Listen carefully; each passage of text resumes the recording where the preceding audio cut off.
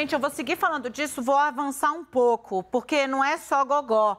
Luiz Inácio Lula da Silva, o governo dele fez questão de botar no papel. Eu liguei para uma fonte bem gabaritada da articulação política, ela me disse basicamente o seguinte, já estava meio frouxo mesmo. Tipo, tava ruim mesmo. Ou seja, tava faltando conversa, a coisa estava muito solta, a gente prometia, aí os ministérios não pagavam porque estavam com medo de comprometer o financeiro. Vamos aqui entender uma coisa, né?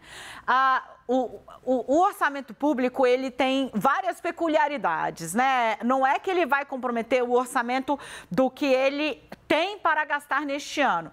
As emendas que Lula vai liberar e vai pagar até o dia 6 de junho, segundo a fonte, está em circular, que o Ministério da Gestão tem que operacionalizar a liberação de entre 9 e 10 bilhões de reais em restos a pagar. O que é isso?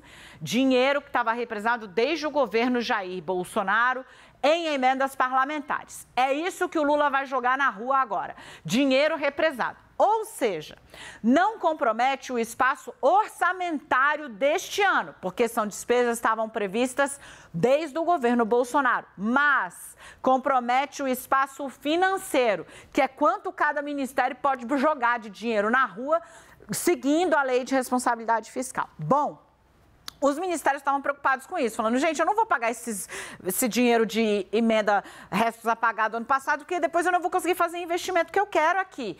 Deu seu jeito, foi o que disse basicamente a cúpula do governo Luiz Inácio Lula da Silva. E aí o Lula chegou e falou, olha só, nós temos a ponta que promete, que é o Alexandre Padilha, o ministro da Articulação Política. E nós temos a ponta que manda pagar, que é o Rui Costa, ministro da Casa Civil. Agora, isso aqui vai ter que andar junto, porque não dá para ficar apanhando dia sim, dia também no Congresso. Então, veja, hoje, dia 10, é isso, gente?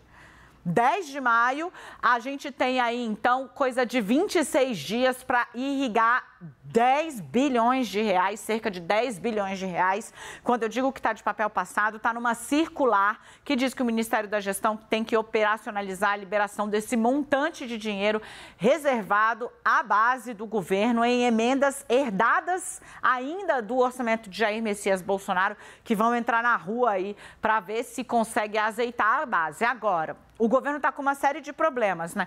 Um colega da CNN que está em Brasília virou e falou, olha, está muito engraçado aqui, porque, por exemplo, um ministro foi ao Senado e o Padilha falou, olha, nada contra você, perdão, Padilha não, né?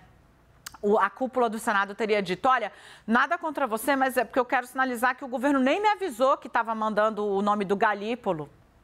Então, assim, comunicação, sabe? Fazer gestos, explicar, buscar.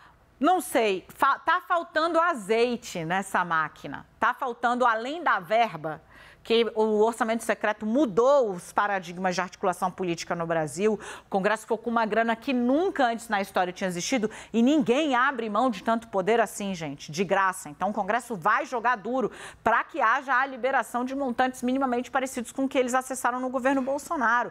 Mas além disso, tá faltando conversa. Vem para cá o Yuri Pita, vem para cá a Renata Agostini. Para mim, tá muito claro, meninos, quer dizer, menina e menino, que tá de azul e a minha menina tá de rosa. Olha aí, Damares, estamos aqui seguindo os preceitos. Eu que sou uma ovelha negra, estou de preto, mas aqui meninas vestem rosa e meninos vestem azul. Obviamente. Tá de amor branco e preto, que era a música que a Rita Lee fez. Exatamente, porque é para dizer que, obviamente, isso é besteirada, né? Cada um usa aquilo que quiser, que se sentir melhor. Renata? A minha nota pessoal é que a gente ainda está em ritmo de Rita Lee, sou mais macho que muito homem, mas... É muito boa essa música, né? Ai, Pagu. Rê, vamos falar um pouco sobre a grana, né, que está entrando, mas também a falta de lábia, assim. O governo parece que chegou muito convencido de que ia rolar tudo muito certo e agora tem coisas importantes para destravar. E, bom, tá vendo o Congresso a little bit rebelde, né, diante de tudo isso. Quero te ouvir um pouco. É aquele sticker, né? Ninguém disse que seria fácil, mas, meu Deus, né, meu parceiro, é um pouco assim.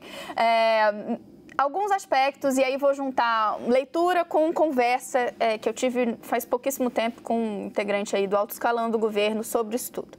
Trago um pouquinho de bastidor. A primeira questão é, até pra gente muito familiarizada com a forma de Lula enxergar a política, que já foi do governo junto com Lula, causa estranheza alguns deslizes, algumas derrapadas que o Lula 3 está cometendo, especialmente na articulação política, que era notadamente um ativo de Lula, saber fazer política. Quando Dilma sucede Lula, era algo que a gente escutava o tempo inteiro aqui em Brasília. Mas que falta faz, porque na administração do Lula, Lula chamava, o Lula conversava, o Lula entrava, as coisas aconteciam.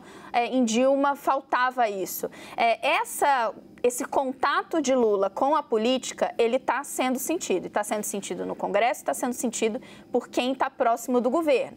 Está precisando, Lula entrar nesse jogo para ajudar a organizar.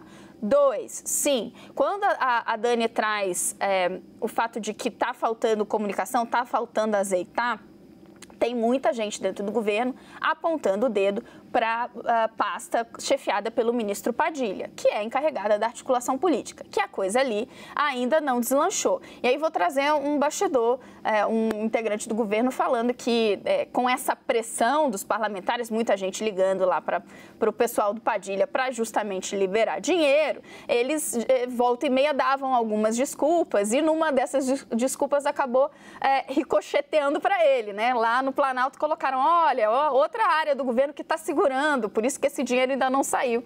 E ele acabou recebendo uma cobrança de um parlamentar e ele não sabia que esse argumento estava sendo usado pelo Palácio do Planalto. E ele disse que depois foi lá e falou, olha, vocês precisam combinar o jogo se a gente vai jogar a culpa em terceiros. Isso é para dar para vocês uma ideia de como dentro do próprio governo, a forma como esse tema de liberar recursos para o Congresso não está sendo visto de uma forma...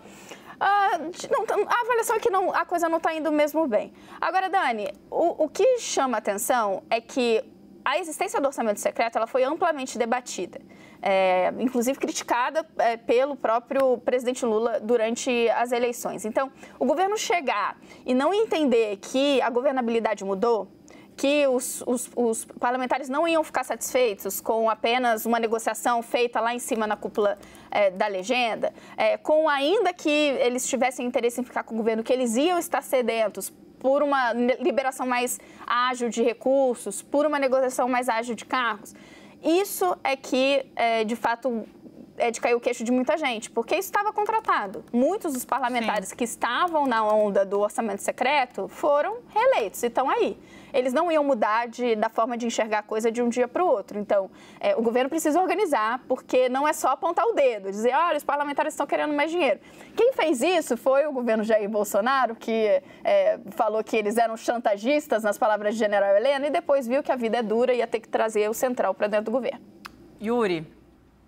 Vamos lá, eu acho que pegar desse ponto que a Renata deixa, que é o quanto os parlamentares que foram reeleitos ou que estão no meio do mandato no Senado, porque é importante a gente deixar claro que isso não é um problema só na Câmara, isso é um problema no Senado também. A Câmara foi mais incisiva no recado na semana passada ao impor a derrota do marco do saneamento, do projeto de decreto legislativo, por exemplo, para citar uma votação concreta, 295 votos contra o texto do governo. Agora, no Senado, a situação não está muito diferente disso. No fim da semana passada, ouvi de lideranças no Senado, enquanto ainda estava lá em Brasília, exatamente essa afirmação. Se fosse para o plenário do Senado, também perderia. Ainda falta azeitar. O Senado tende a dar recados mais sutis, a tratar de uma forma menos incisiva, mas também há insatisfação, porque é isso. Porque esses parlamentares se acostumaram a ter um acesso mais rápido e com maior autonomia aos gastos do governo por meio das emendas a que eles têm direito. E o que está acontecendo, uma analogia que eu vi que é interessante, as melancias estão balançando na caçamba. Pode ser que lá na frente elas se acertem, se acomodem e o carro continue andando. Essa é a expectativa de ambos os lados. Muita gente no Legislativo quer que o Executivo consiga achar uma solução para as coisas se azeitarem, os projetos andarem, a agenda do governo andar no Congresso, Porque se não andar, se o governo não conseguir resolver logo essa situação, seja na Câmara, seja no Senado, tem muita liderança, gente grande no Congresso Nacional que tem a sua própria agenda, seja na Câmara, seja no Senado. E aí, não só as melancias não vão se acomodar na caçamba, mas o governo pode ver a sua agenda ser atropelada por uma agenda própria do Congresso Nacional.